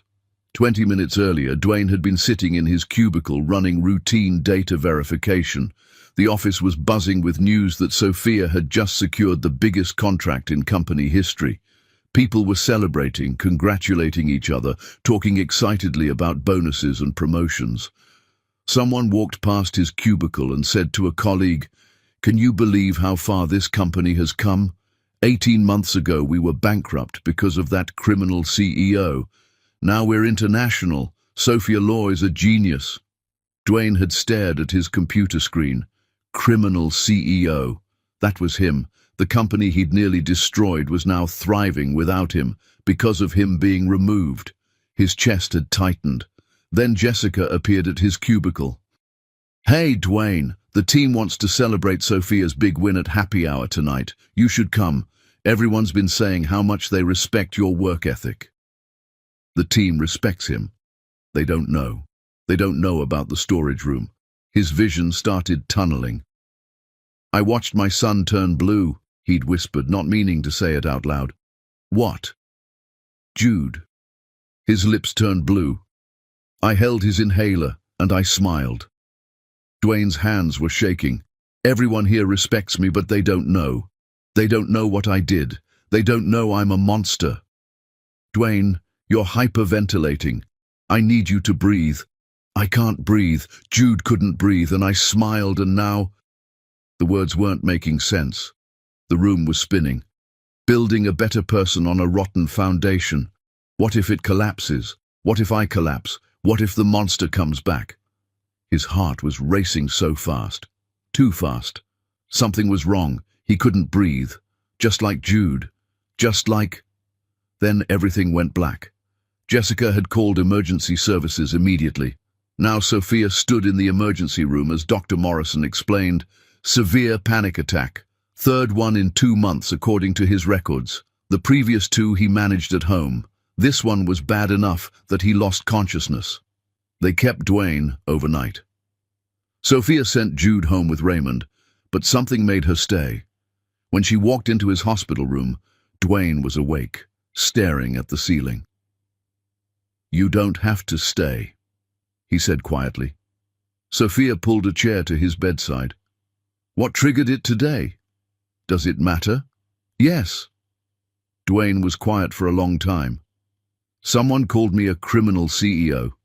It's true, but hearing it out loud while people were celebrating your success, celebrating how far the company has come without me." He looked at her. "Then Jessica invited me to happy hour, said the team respects my work, and I just broke. Because they don't know. They respect someone who doesn't deserve respect. They're kind to a monster. And what if that's all this is? What if I'm just performing being better, but the monster is still there waiting?" Sophia studied him. The genuine fear in his eyes, the trembling in his hands, the way he couldn't even look at himself without disgust. "That's not how monsters think," she said quietly. "Monsters don't worry, they're monsters. They justify, they excuse, they blame everyone else. The fact that you're terrified of being who you were, that's proof you're not him anymore." Dwayne's eyes filled with tears. Jude asked me yesterday if I'd ever live with you again. What did you tell him? That it would take years of me proving I've changed. That even then, you might decide it's not possible. That his job is to be 8 years old and not worry about grown-up problems. Dwayne looked at Sophia. But then he asked if I wanted to live with you again, and you should know, yes, more than anything, not because I want my old life back. That life was built on abuse and lies and I deserve to have lost it, but because I want a chance to build a new life, one where I'm your partner instead of your tormentor, where I celebrate your success instead of resenting it, where I'm a real father to Jude instead of someone who uses him as leverage. But that's my dream, not my expectation. If you decide I never get that chance, I'll understand. And I'll still keep doing the work, because becoming someone better is its own reward, even if forgiveness never comes. Sophia sat with that for a long moment. I'm not ready to answer that question, not today, maybe not for years, but I'm not saying no, I'm saying not yet. And Dwayne, that should be enough for now. It is. More than enough. A nurse came in to check vitals and Sophia stood to leave. At the door, she paused. The panic attacks. Talk to your therapist about them. Get the medication adjusted if necessary. And Dwayne, stop punishing yourself for being human while you're trying to become better. You're allowed to struggle with guilt. You're allowed to have panic attacks processing the trauma you caused. That doesn't make you weak. It makes you someone genuinely confronting what you did instead of running from it.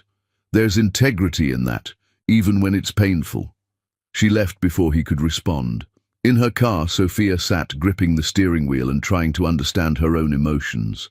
Seeing Dwayne broken and vulnerable had cracked something in her armor. Not forgiveness, not even close, but recognition that the person suffering in that hospital bed was genuinely trying to become someone different.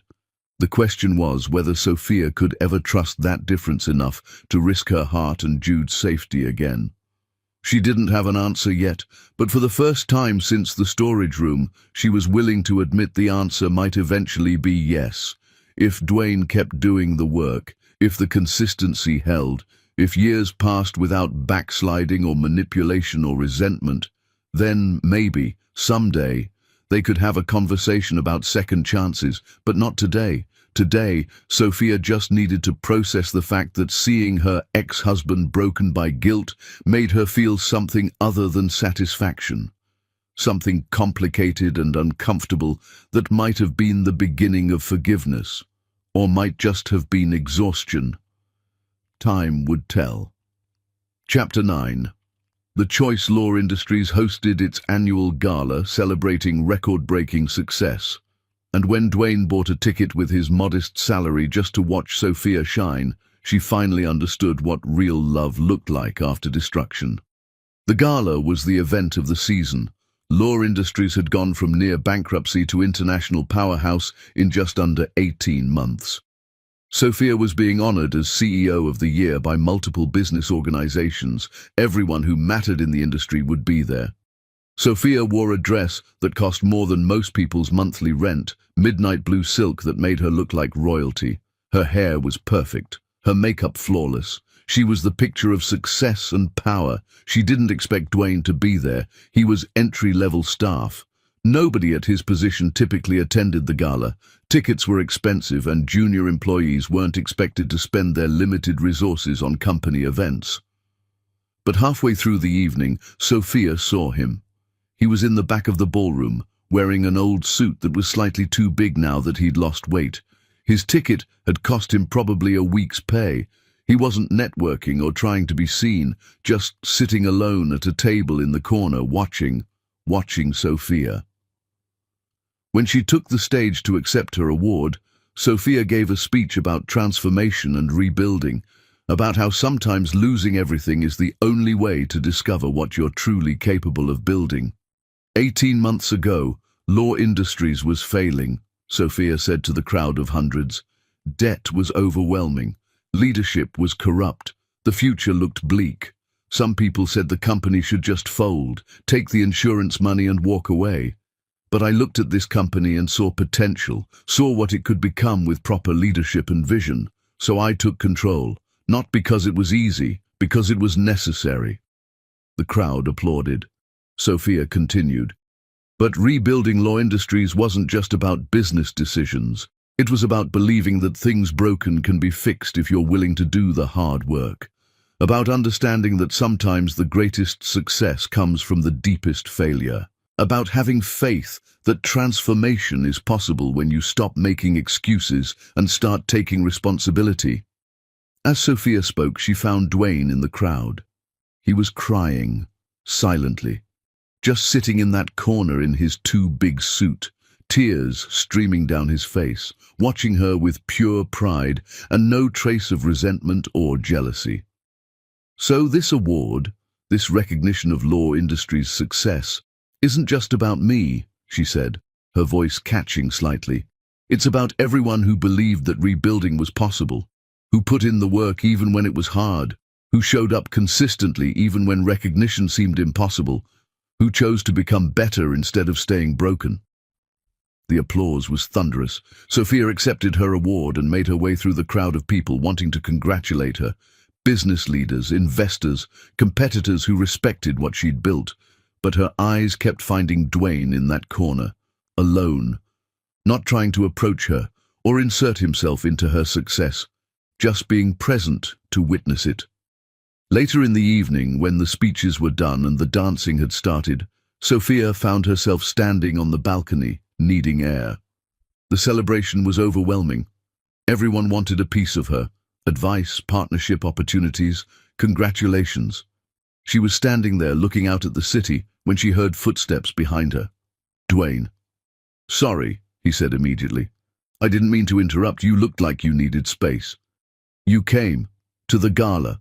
That ticket costs a significant portion of your paycheck. Worth it. I wanted to see you shine. You were incredible up there." Sophia turned to face him fully. "Why are you really here, Dwayne? And don't say just to watch. You could have watched from home when the video gets posted online." Dwayne leaned against the balcony railing, keeping a respectful distance between them. "Because seeing you succeed in person, in real time, surrounded by people who recognize your brilliance, that's different than watching a video. And because I needed to sit in that ballroom and feel what it's like to be in the same space as you while you're being celebrated, to watch you command respect from hundreds of people, to see you be everything I tried to destroy, that's important. For me to witness, to really understand what I almost took from the world. That sounds like punishment, like self-flagellation. Maybe, or maybe it's gratitude. Gratitude that you stopped me before I succeeded in destroying something extraordinary. Gratitude that you didn't let me make you small permanently. Gratitude that Law Industries exists in this form because you refused to let my failures define what was possible." They stood in silence for a moment, the sounds of the party muted through the glass doors. "Your speech," Dwayne said quietly. "When you talked about rebuilding and transformation and believing broken things can be fixed, were you just talking about the company?" Sophia considered lying, considered maintaining the walls she'd built so carefully over 18 months. Instead, she chose honesty. "No, not just the company." Dwayne's breath caught.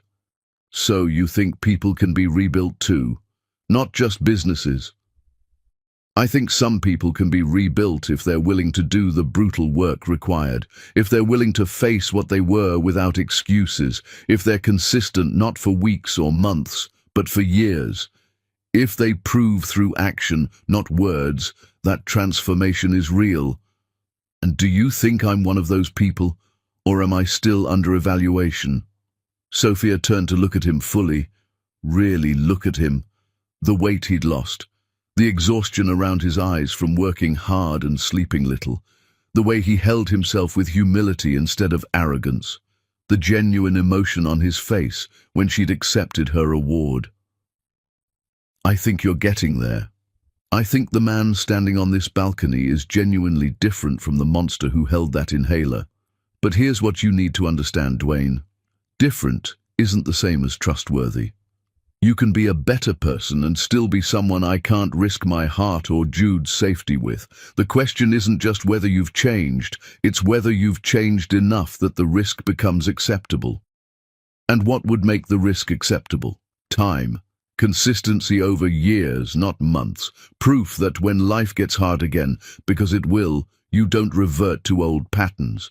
Proof that your ego can handle me being more successful than you permanently. Proof that you can celebrate my victories instead of feeling diminished by them. Proof that Jude's needs always come before your wants. Proof that you understand partnership means equality, not dominance. Dwayne nodded slowly. That's fair. All of that is completely fair. There's something else, Sophia said. Someone else. Dwayne's face went carefully neutral. Someone else. Elias Moretti, tech investor, brilliant, kind, successful. He's been pursuing me for months. Respectful pursuit, no pressure, just consistent interest in building something with me. Someone who never hurt me. Someone who celebrates my success without baggage. Someone safe. Do you have feelings for him? I don't know. I've been so focused on Jude and the company and watching you to see if this change is real that I haven't let myself feel much of anything for anyone. But Elias represents something appealing, a future without history, without trauma, without having to constantly evaluate whether trust is warranted. He's easy in ways you can never be, Dwayne, because with you there will always be the storage room, always the knowledge of what you're capable of when things go wrong. Dwayne was quiet for a long moment. When he spoke, his voice was thick with emotion. Then why haven't you moved forward with him?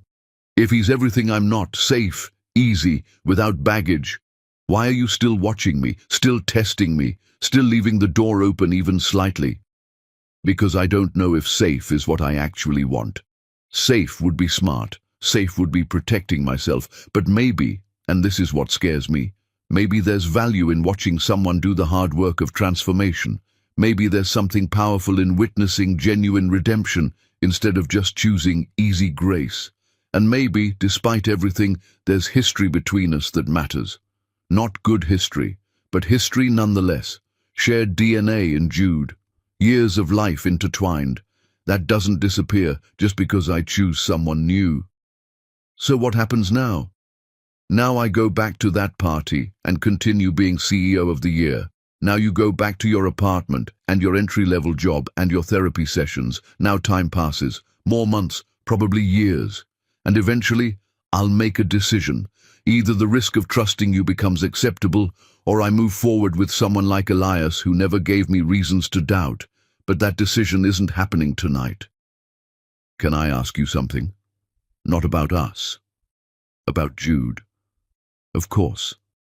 He asked me last week if you were dating anyone, if Mommy was going to have a new husband. He seemed worried. Like maybe if you married someone else, there'd be no room for his dad anymore. Could you talk to him?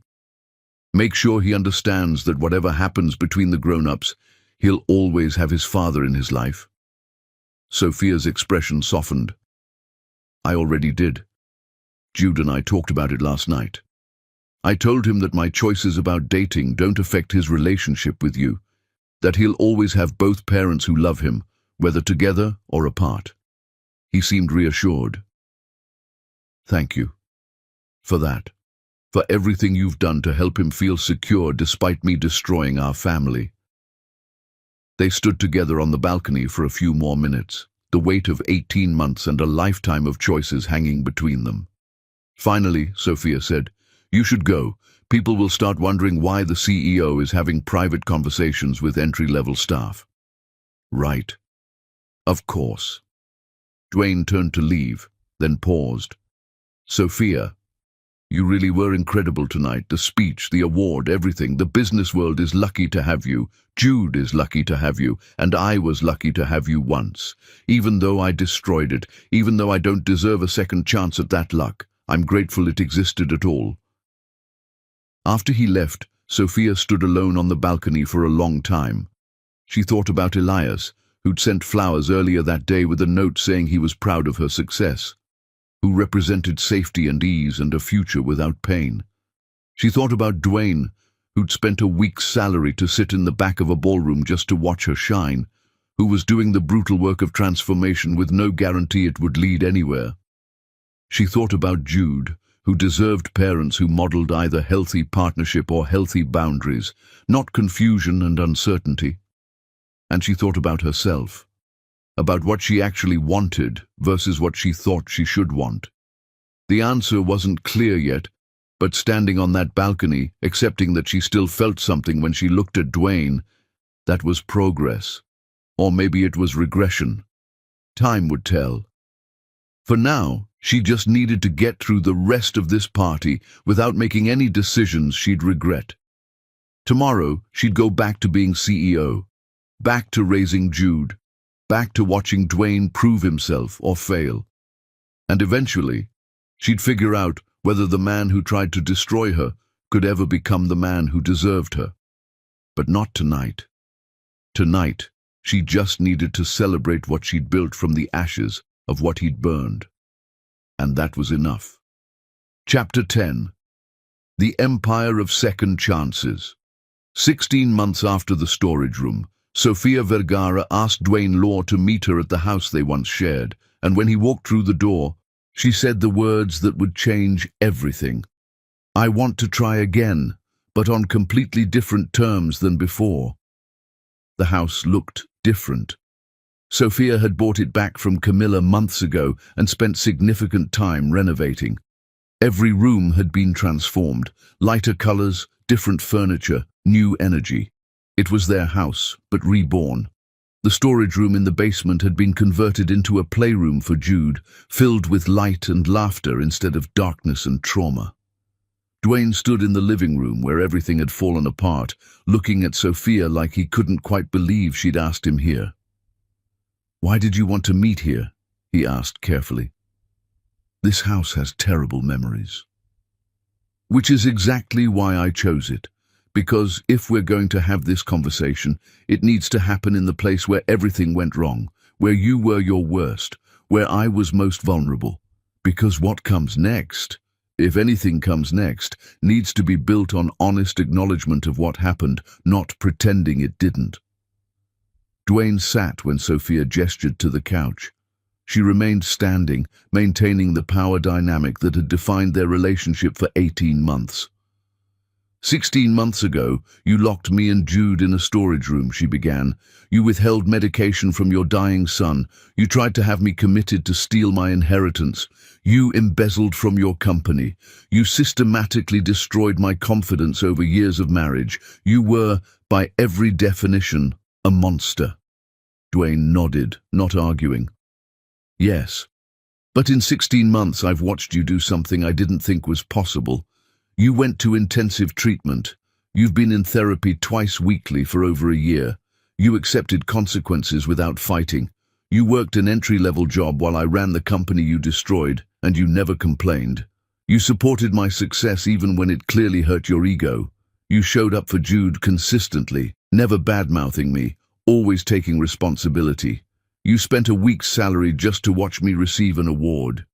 You've been humble, honest, and consistent for 16 months. "So what does that mean?" Dwayne asked quietly. "It means I have a choice to make. I can choose safety, someone like Elias who never hurt me, someone easy and kind and uncomplicated, or I can choose risk, giving you a chance to prove that transformation is permanent, that the person sitting in front of me now won't become the monster again when life gets difficult. What did you choose?" Sofia sat down across from him, maintaining distance but engaging directly. "I'm choosing risk. I'm choosing to give you a chance. But you need to understand, this won't be what it was before, not even close." Dwayne's eyes filled with tears. "Whatever you need, whatever it takes. Dating, real dating, for at least 6 months minimum before we even discuss living together. Couples therapy once weekly. Individual therapy continues. Family therapy with Jude continues. All non-negotiable, forever." "Agreed. I remain CEO of Law Industries. That doesn't change. Ever. You can advance based on merit, but you'll never be my equal in the business hierarchy. Your ego has to permanently accept that." "It already does.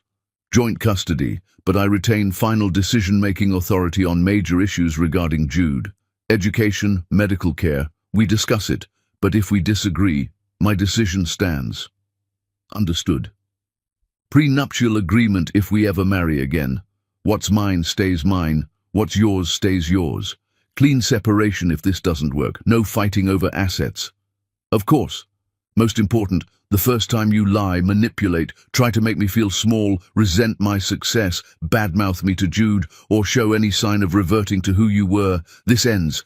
Immediately. Permanently. No second chances. One strike and you're out forever. Can you live with that? Yes. Because those terms are fair. More than fair. They're what someone like me deserves after what I did. Then let's try. 6 months later, they were having dinner at Raymond's estate when Jude asked, "Are you and Daddy getting married again?" Sophia looked at Dwayne across the table. 6 months of real dating, 6 months of continued therapy, 6 months of him proving himself daily. No backsliding, no resentment, no manipulation. Maybe someday, Sophia said carefully, if Daddy keeps doing the work and I keep believing the transformation is permanent. 1 year after that conversation in the renovated house, Dwayne asked Sophia to marry him again, not with an expensive ring or grand gesture, just a simple question. Will you let me spend the rest of my life proving you made the right choice, trusting me? She said yes. Their wedding was small, just family and close friends. When Dwayne said his vows, he promised to celebrate your strength daily, to support your success always, to be the partner you deserve, to be the father Jude needs, to be the man worthy of the second chance you gave me. Sophia promised to keep trusting as long as you keep proving trust is warranted, to keep building this partnership, to keep believing in the man standing here instead of the monster from the past. 2 years after they remarried, Sophia stood in their renovated home's kitchen making coffee. Through the window, she could see Dwayne in the backyard teaching Jude how to build a wooden birdhouse, the same woodworking skills he'd learned in treatment. Jude was laughing at something Dwayne said. Dwayne ruffled his hair, handed him the sandpaper, showed him how to smooth the edges. Patient, present, real. Law Industries was now worth hundreds of millions. Dwayne worked as VP of Development, a position he'd earned through years of merit, not marriage. They'd just returned from a family vacation where nobody had fought, nobody had manipulated, nobody had made anyone feel small. It was so ordinary, it was extraordinary. Sophia's phone buzzed. A message from Elias Moretti, who'd remained a friend. Saw the Forbes article. Congratulations on the international expansion. You've built something remarkable. She smiled and typed back, "We built something remarkable. Thank you for your friendship." Dwayne came inside, Jude running ahead to wash his hands. He walked up behind Sophia, wrapped his arms around her waist, rested his chin on her shoulder. "What are you thinking about?" he asked. Sophia looked out at the backyard where Jude was now examining the half-finished birdhouse. "That 2 years ago, I wasn't sure if I'd made the right choice. Wasn't sure if trust would ever feel automatic instead of evaluated." "And now?" She turned in his arms to face him, searched his eyes for any trace of the man who'd held that inhaler, found only the man who'd spent years earning his way back. "Now I'm sure." Dwayne's eyes filled with tears. He opened his mouth to speak, probably to thank her, to promise he'd keep proving himself, to say all the things he'd said hundreds of times before. Sophia put her finger to his lips. "Show me. Not with words. Just keep showing me, every single day, the way you have been." He nodded, kissed her forehead, went to help Jude finish the birdhouse. Sophia watched them through the window, father and son working together, both of them safe, both of them loved, both of them whole. She picked up her coffee and walked to the basement door, the door that had once led to a storage room filled with darkness and terror. Now it led to Jude's playroom, painted bright yellow, filled with toys and books and laughter. She opened it. Sunlight streamed up from below. She could hear Jude's favorite music playing on the speaker down there, could see his art projects taped to the walls, could smell the fresh paint from when they'd redecorated last month. The storage room was gone. Not forgotten. Never forgotten. but transformed into something beautiful, just like them. Sophia closed the door and walked back to the kitchen window. Dwayne and Jude were attaching the roof to the birdhouse now, both of them concentrating intensely. "Daddy, what kind of birds will live in this?" Jude asked. "Any bird that needs a home, buddy. Any bird that needs a second chance." Jude looked up at his father. "Like you, Daddy. You got a second chance." Dwayne's voice was thick with emotion. "Yeah, buddy, like me. And I'm going to spend every day making sure that chance wasn't wasted." Sophia smiled and turned away from the window. She had a company to run, an empire to build, a life to live. A life that included the man who'd tried to destroy her, who'd lost everything, who'd spent years becoming someone worthy of being let back in, not because she'd forgotten what he did, because she'd chosen to believe that transformation earned through brutal work was more powerful than revenge. That was the empire that mattered most, not the company worth hundreds of millions. The family they'd rebuilt from ashes, one difficult choice at a time. The end. Closing. Sofia Vergara built a business empire worth hundreds of millions, became CEO of the year, and proved that true strength isn't just survival, it's the courage to give second chances to people who do genuine, brutal work to deserve them. Dwayne Law lost everything, spent years proving through consistent action that transformation is real, and became the man he should have been all along. Their family rebuilt isn't a fairy tale. It's a testament to accountability, therapy, boundaries, and the hardest truth, that people who hurt you can sometimes, not always, become people who love you better than anyone else could. That's not romance. That's redemption, earned through years of genuine work. That's the empire that matters most.